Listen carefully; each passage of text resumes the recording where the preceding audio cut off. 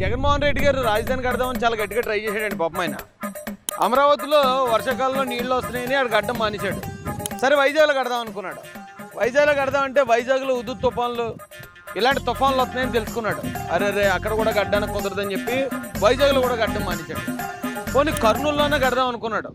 కర్నూలులో కడదామంటే కర్నూలులో ఎండలు ఎక్కువ ఉన్నాయి, అందుకని కర్నూలు కూడా వదిలేశాడు. విజయవాడ కూడా ఎండలు ఎక్కువ, అందుకని పాపం జగన్మోహన్ రెడ్డి గారు ఆలోచించి బాగా హైదరాబాద్నే మన రాజధానిగా చేద్దాం, కేసీఆర్ ఎలాగా మనకు తెలుసుడు కదా అని హైదరాబాద్ని రాజధాని చేయడం ప్రయత్నించాడట. అయితే హైదరాబాద్లో కూడా చిన్న వర్షం వస్తే మునిగిపోతుంది, అది కూడా అంటే పొలం మన వాటర్ వచ్చేస్తుంది. అప్పుడు జగన్మోహన్ రెడ్డి గారు మరి ఒక ఆలోచన చేసి ఇక దుబాయ్లో పెడదామని ట్రై చేశాడట. దుబాయ్లో కూడా బేపచ్చమైన ఎండలు ఉండటం చూసి చివరికి అమెరికాని లాస్ట్ ప్రయత్నం అమెరికాని చేసేటట్టండి. అమెరికాలో 6 నెలలు మంచు ఉంటుంది, ఆ మంచులో కూరుకుపోయి జనాలు చచ్చిపోతారని తెలుసుకున్నాడట. అందుకని ఇదంతా ఎక్కడ పెట్టాలని ఆయన తీక్షణంగా ఆలోచిస్తూ ఆయన ఇంట్లోకి ఎంటర్ అవుతున్నప్పుడు సరిగ్గా తాడేపల్లి ప్యాలెస్లోకి ఎంటర్ అయిన తర్వాత ఆయన బెడ్రూమ్లోకి ఎంటర్ అయ్యాక అప్పుడు వచ్చిందంటే ఆయనకు ఒక ఐడియా. తాడేపల్లి ప్యాలెస్లో ఉన్న ఆయన రూమ్నే రాజధాని చేసాడు ఆయన.